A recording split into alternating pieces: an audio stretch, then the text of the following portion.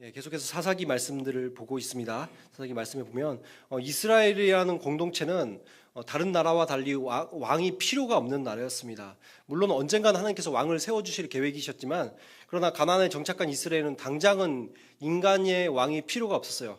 그 이유는 이스라엘 왕이 누구시기 때문에 그래요? 하나님이시기 때문에 그렇죠. 하나님께서 왕이시기 때문에 하나님의 통치 가운데서 그들이 잘 예배드리고 또한 하나님의 음성을 듣고 하나님 말씀에 순종하여 살아가면 그렇게 살아가면 되는 그런 신앙의 공동체였습니다. 그리고 하나님이 다스리는 신정국가였어요. 그들에게 이제 세우신 지도자가 있다면 종교적으로 보면은 예배를 인도하고 말씀을 선포하는 그런 제사장이 있죠. 그리고 행정이나 아니면 작은 재판이나 군사적 문제를 해결할 수 있도록 하나님께서 세우신 천부장, 백부장, 50부장, 10부장 같은 그런 소그룹 단위의 그런 공동체 리더들이 있긴 하였지만 그러나 전체적으로 나라를 다스리시는 분은 하나님이십니다. 그래서 그렇게 하나님을 두려워하고 진실과 능력 있는 그런 사람들을 하나님께서 세우셔서 하나님의 말씀 안에서 그들이 행하기만 한다면 왕이 필요 없는 그런 나라로 하나님께서 만드셨다는 것이죠. 그러면은 이렇게 하나님께서 만들어 주셨는데 그럼 이스라엘 백성들이 이렇게 가나안 땅에 와서 정착하여 살아가면서 과연 하나님께서 다스리는 그런 신정국가, 하나님 왕이 필요 없이 하나님이 왕이신 나라, 그 나라를 과연 이루며 살았는가 하는 것이죠. 근데 저희들이 이제 앞에서 보았던 사사기 2장 1절에서 15절 말씀을 보면 그리고 뭐 1장부터 이제 계속해서 이어지는 말씀을 보면 이스라엘이라는 나라가 하나님 나라를 이루는데 실패하였다는 것을 우리들이 말씀을 통해서 보게 되었습니다. 그래서 하나님의 말씀대로 사는 것이 아니라 오히려 하나님을 떠나버리고 우상 숭배에 빠지는 모습들을 보게 된 것이죠. 저번에도 이제 제가 질문을 드렸습니다만 다들 뭐 동의를 하시죠. 내 남편이나 내 아내가 만약 양다리를 걸친다. 그러면 그걸 누가 좋아하겠어요, 그렇죠? 당장 뭐 쫓아가가지고 머리를 붙잡고 막 흔들던 당장 뭐 아무튼 무슨 사단이 나겠죠, 그렇죠? 저는 뭐 한 번도 그런 걸 겪어보지 않아서 모르겠습니다만 여러분도 아마 겪지 않으셨을 것 같은데 양다리를 걸치면 이게 보통 화가 나는 것이 아닐 거예요. 근데 하나님 입장에서 어쩐다는 거예요. 하나님도 이 양다리 신앙인을 너무나 싫어하셔요. 그래서 이렇게 하나님을 섬기려면 제대로 섬겨야지 세상 발 반쪽은 이제 세상에 담갔다가 반쪽은 하나님께 담그고 그래서 어쩔 때는 하나님 더 따르는 척하다가 또 세상이 좀 나은 것 같으면 세상 따르고 이런 양다리 신앙인을 싫어하고 하나님은 나만 바라보라고 하시죠. 제가 군대에 있을 때 찬양이 아니라 그 노래를 항상 군대에서 틀어놓더라고요. 그때 나만 바라봐 혹시 아세요? 오빠 그처럼 이제 나만 바라봐. 근데 이게 이 사람들이 이제 남녀도 나만 바라봐 하지만은 그러나 하나님이 어떠세요? 하나님이 나만 바라봐라. 그렇게 하나님께서 말씀하시잖아요. 하나님만을 사랑할 것을 우리들에게 촉구하시죠. 그런데 이렇게 하나님께서 하나님을 사랑할 때 우리들이 하나님을 사랑할 때 어떻기 때문에 그래요? 우리들의 인생이 가장 행복하고 복된 길이는 것을 알기 때문에 하나님께서 늘 우리들에게 바라보라고 말씀하신다는 것이죠. 그런데 이렇게 하나님께서 하나님을 바라보라고 말씀하시는데 이런 양다리 신앙을 가진 사람들 어떻게 돼요? 그러면 이제 하나님의 진노를 부르는 행동인 거예요. 이 매를 꼭 불러요, 그렇죠? 매를 불러서 애들도 보면 그러잖아요. 꼭 가만히 있으면은 얼마나 부모님이 사랑해주고 잘해줄 텐데 꼭 매를 불러요. 그래갖고 때리게 되잖아요. 그것처럼 하나님이 보실 때도 우리 인간들이 꼭 매를 불러요. 그래갖고 이제 때리시는 회초리가 있다는 것이죠. 그래서 마치 이제 부모가 자녀를 훈계할 때 막대기를 들고 때리는 회초리처럼 우리들의 인생 가운데 하나님께서 징계의 막대기를 드실 때가 있다는 거예요. 그래서 이스라엘을 향한 하나님의 징계의 막대기 회초리는 뭐였어요? 그게 바로 이방 국가들이었다는 것입니다. 그래서 이방 국가들 외세의 침략을 통해서 하나님이 이 몽둥이를 드실 때 그걸 통해서 어떻게 하라는 거예요? 하나님께 돌아오라는 거죠. 이렇게 저희들도 마찬가지예요. 우리들이 이렇게 고통 가운데 빠지면 어떻게 행동해요? 평소에는 이게 예배도 막 빠지고 기도 안 드리고 그다음에 말씀도 잘 안 보던 사람들도 꼭 이 고통이 오고 찾아오고 그러면은 그때부터 보면 새벽 기도에 앉아 있어요, 그렇죠? 예배 막 드리고 열심히 더 예배 드리고 하나님께 더 집중하고 이런 모습들을 보일 때가 있다는 것이죠. 그리고 이렇게 하나님을 찾고 울부짖고 마음을 하나님께로 향하기 시작하면 하나님께서 어떻게 해주시는 거예요? 그때 이제 사사를 보내주시는 거예요. 그때 이제 사사를 보내주십니다. 그래서 16절에 보면 하나님이 세우신 그 사사를 세우신 목적에 대해서 얘기를 하고 있는데, 하나님께서 사사를 세우신 목적이 뭐라고 되어 있냐면 구원을 위해서 사사를 세우셨다, 이렇게 말하고 있습니다. 그래서 사사의 뜻은 재판하는 자, 다스리는 자, 이런 뜻을 가지고 있는데, 사실 이 사사는 정규직이 아닙니다. 비정규직으로 하나님께서 주셨어요. 사사는 정규직이 아니에요. 왜냐면 이게 사실은 하나님께서 원래 사사를 둬서 다스리는 것이 아니라, 진짜 사사는 누구예요? 예, 하나님이 진짜 사사예요. 하나님께서 이스라엘 백성들을 다스리시고 재판하시는 분이시지, 인간이 원래 그런 역할을 하는 것이 아니었습니다. 단지 이 사사는 위기가 처했을 때, 이스라엘 백성들이 하나님 앞에 엎드릴 때 어떠는 거예요? 구원을 위해서 이스라엘 백성들에게 보내주신 거예요. 그래서 이스라엘 백성에 처한 그런 문제들을 해결하고, 또한 하나님의 말씀으로 다시 공동체를 세우는 역할을 할 수 있도록 임시적으로 세우는 사람들이, 임시적으로 세우는 지도자들이 바로 사사였다는 것이죠. 그럼 이처럼 하나님께서는 이렇게 회초리를 드실 때도 있지만, 이렇게 우리들이 막 잘못했다고 주님 앞에 나와서 뭐 애들도 보고 그러잖아요. 부모님도 너 잘못했어 안 했어? 그럼 애들이 막 울면서 잘못했어요 이러면 부모님이 이렇게 다독이면서 용서를 해주신 것처럼, 하나님도 어때요? 우리들한테 너 잘못했어 안 했어? 이렇게 막 몽둥이를 들고 이렇게 딱 하니까 우리들 어떻게 해요? 그때서야 주님 앞에 나와서 콧물 눈물을 흘리면서 주님 용서해 주십시오, 주님 잘못했습니다, 주님 저 도와주세요, 막 엎드려서 기도하면은, 그때 하나님께서 그래 잘못했지? 그러면 예 잘못했어, 이러면 이제 하나님께서 우리를 어떻게 하셔요? 다독여 주시는 거예요. 그게 사사라고요. 그게 우리를 다독여 주시는 게 바로 사사라고요. 그래서 하나님께서 그렇게 우리들이 이렇게 우리 하나님 앞에 나올 때 다시 사랑을 부어주시는 아버지. 18절에 보면 그래서 슬피 부르짖고 회개하니까 하나님께서 뜻을 돌이켜 주신다고 말하고 있죠. 하나님은 정말 회개에 약하십니다. 하나님은 기도에 약하셔요. 지금도 이제 특별 새벽 기도회로 한 주간 드렸는데 거의 200명에 육박한 숫자가 이제 거의 매일같이 나와서 이제 기도 드리고 있잖아요. 목사님께서 오늘도 예배 때 말씀하셨습니다만, 지금 기도의 응답들이 나타나는 거예요. 병으로 고생하던 분이 치유함 받고, 저도 기도의 응답을 받은 것이 있습니다. 저도 기도의 응답을 받고, 이런 기도의 응답들이 나타나는 거예요. 하나님 앞에 엎드리면 하나님께서 저희들에게 은혜를 베풀어 주셔요. 이스라엘 백성들도 하나님 앞에 엎드리니까 하나님께서 다시 구원을 베풀어 주시는 거예요. 그래서 이렇게 사사를 세우시고 함께 하시니 18절에 보니까 이스라엘은 하나님의 구원을 맛보게 되는 것입니다. 그런데 문제는 이렇게 하나님께서 은혜를 부어주셨어요. 그래서 구원을 맛봤어요. 그러면 하나님의 구원해 주셨다, 하나님께서 나를 치유하셨다, 날 변화시켜 주셨다, 그렇게 되면 하나님의 그 구원과 하나님의 그런 놀라우신 은혜에 감격하고 감사하며 평생을 살아가겠죠? 그럴까요? 안 그래요? 그래야 정상이죠. 그래야 정상이에요. 그렇죠? 근데 그래야 정상인데, 문제는 다시 살만해지면 어때요? 다시 살만해지면 하나님을 바라보고 하나님 뜻대로 사는 게 아니라 또 하나님 안 바라보는 거예요. 또 자기 소견에 옳은 대로 사는 거예요. 그래서 사사기의 중심 구절이 뭐예요? 어떤 말씀이 있어요? 자기 소견에 옳은 대로 행하였더라. 이스라엘 왕이 없으므로 자기 소견에 옳은 대로 행하였더라.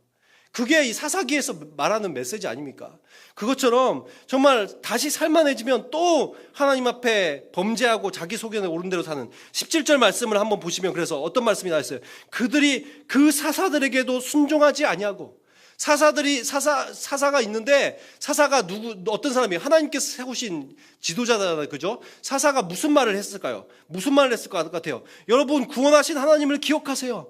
하나님을 믿으세요. 하나님 말씀대로 사세요. 이런 신앙적인 것들을 촉구하지 않았겠어요? 그런데 이런 사사를 통해서 하나님께서 말씀을 전해주시는데, 그런데 사사에게 순종했다고, 안 순종했다고요? 순종하지 않는 거예요. 하나님의 말씀을 받지 않는 거예요. 그래서 뭐 자기가 뭔데 우리를 가르쳐, 사역자들을 업신여기고 사사를 통해서 말씀하시는 하나님의 음성을 듣지 않고, 오히려 그리고 어떻게 합니까? 다른 신, 우상 숭배에 빠진 거예요.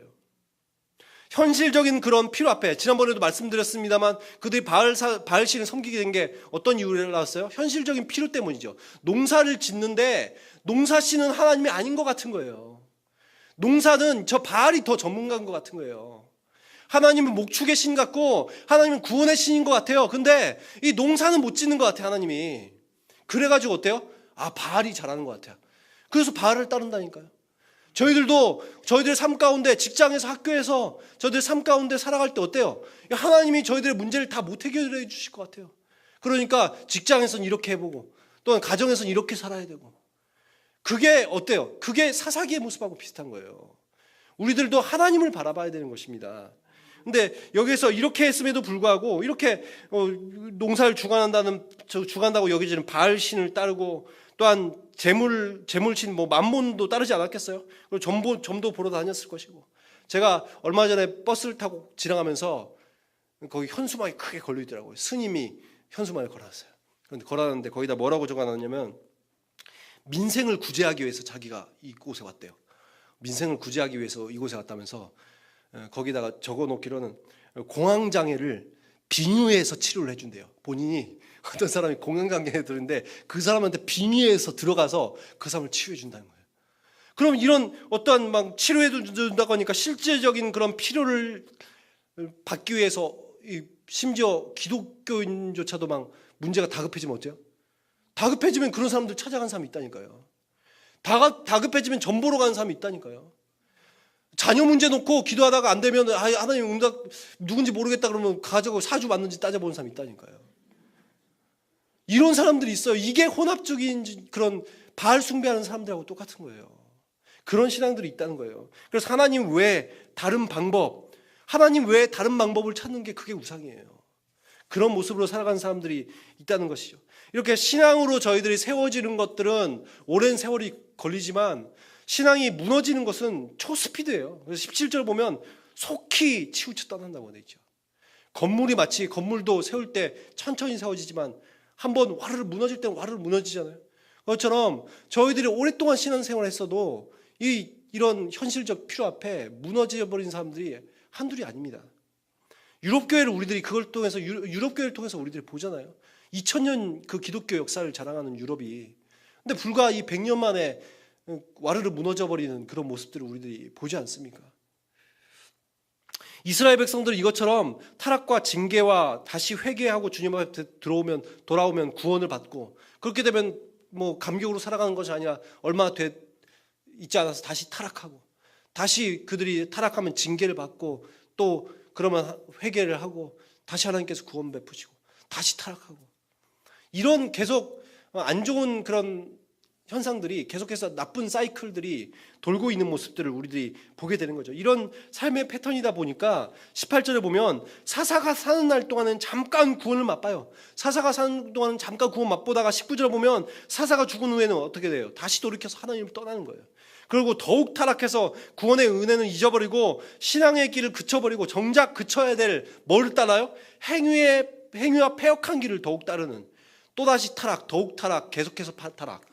이런 계속 타락만 해가는 악의 구렁텅이로 빠져드는 그런 모습이 이스라엘 백성들의 모습이었습니다. 그것 통해서 우리들이 무엇을 봅니까? 하나님께서 이스라엘 백성들 가운데 사사를 세웠으나 사사들이 소용이 있었다 없었다? 사사가 소용이 없었다는 거예요. 이런 반복적 패턴 때문에 하나님께서 화가 많이 나셨죠. 그래서 20절에 보면 이 백성이 나와 이들 조상과 맺었던 언약을 따르지 않는구나, 내 음성을 듣지 않는구나, 이렇게 말씀하십니다. 하나님의 음성을 듣지 않고 누구의 음성을 들어요? 사탄의 음성을 듣는 거예요. 주변 사람들의 음성을 듣는 거예요. 상황의 음성을 듣는 거예요. 세상의 음성을 듣고 있는 거예요. 그렇게 외부 잡소리에만 민감한 그런 삶을 사는 거 아니냐고요. 라디오를 주파수를 정확히 맞추면은 우리들이 잡음 없이 정확히 소리가 들리는 것처럼 하나님 앞에 우리들이 주파수를 맞춰야 되는 거예요. 하나님의 음성을 들으려고 귀를 기울여야 되는 거예요. 그런데 마치 주파수 안 맞는 그런 라디오처럼 우리들한테 잡음만 들리는 거예요. 그래서 하나님 음성이 안 들리는 거예요. 온갖 잡소리 가운데 세상의 소리, 그런 사탄의 속삭임, 달콤한 그런 유혹들에 빠져서 그냥 이것이 이렇게 사는가 보다. 그래서 결국에는 가나안 사람들과 다를 바 없는 불신자와 방불한 그런 삶을 살아가는 그런 이스라엘 백성들의 모습을 보고 있는 것 아닙니까? 언약은 하나님과의 약속이잖아요. 하나님께서 내가 너희들에게 이렇게 해주겠다, 하나님께서 약속하셨고, 그러나 우리들도 마찬가지로 하나님 앞에 저희들이 이렇게 살겠습니다, 하나님의 백성답게 살겠습니다, 그렇게 하나님께서 언약 맺으신 거 아니에요? 근데 이렇게 우리들이 만약에 이 하나님과의 약속을 지키지 않으면 하나님은 어떨까요? 하나님은 우리들에게 약속을 지켜야 될 의무가 있나요? 그래서 오늘 말씀해 보면 뭐라고 말씀하시냐면 21절에 나도 똑같이 하겠다는 거예요. 나도 그렇게 하겠다. 너희들이 나한테 이렇게 한 것처럼 나도 그렇게 하겠다. 그래서 하나님께서 보호하고 인도하셨던 하나님의 손길, 대적을 물리쳐 주신 은혜의 손길, 그 은혜의 손길을 걷어버리시는 거예요. 여러분, 하나님께서 굳이 이 이방인들을 들어서 쓰시고 어떤 거 안 하셔도 하나님의 은혜의 손길만 걷어버리면, 여러분, 우리들의 삶 가운데 하나님의 은혜의 손길만 걷어버리면 그럼 우리들의 삶이 무너지는 거예요. 그래서 여호수아 때 다 점령하지 못한 이방 민족들을 더 이상 쫓아내주지 않겠다, 그런 말씀하십니다. 우리들의 문제를 더 이상 해결해주지 않겠다. 우리들 삶 가운데 계속해서 문제거리를 두겠다, 그렇게 말씀하시고 계신다고요. 22절에 보면 그 이유에 대해서 이렇게 말씀하십니다. 여호와의 도를 지켜 행하나 행하지 아니하나 그들을 시험하려 하심이라. 여기에서 시험이라는 단어는 증명하다라는 뜻을 가지고 있어요. 가나안 족속들을 여기에 남겨두신 이유가 뭐라고요? 이방 족속들을 남겨두신 이유가 뭐라고요? 이스라엘 백성들이 뭐 하는 걸 보겠다는 거예요? 하나님을 따르는가? 아니면 가나안의 사람들을, 세상 풍토를 따르는가? 그 믿음의 검증을 지금 하시겠다는 거예요. 그 믿음의 시험을 우리들에게 하시겠다는 거예요. 그래서 삶의 여러 가지 어려움을 만날 때 우리들에게 하나님께서 질문하시는 겁니다. 너는 이런 상황 가운데서 너는 나를 의지할래? 아니면 세상을 의지할래? 너의 하나님은 나냐 아니면 세상이냐? 그렇게 질문하시는 거예요.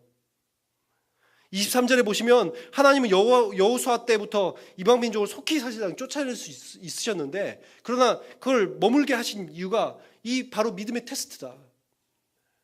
너희들에게 이런 고통이 계속 있게 하신 게 내 시험이다. 하나님께서 이런 말씀을 하십니다. 우리 삶 가운데 이 시험거리가 있다는 것은 하나님의 교육의 방법입니다.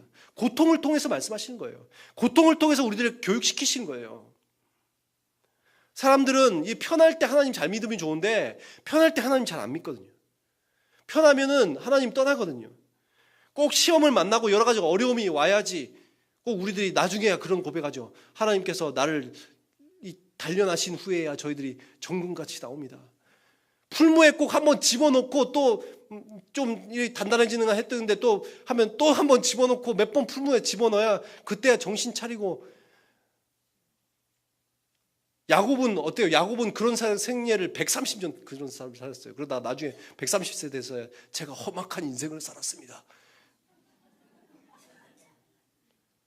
누구 때문에? 자기가 그래서 험악한 생활을 산 거죠.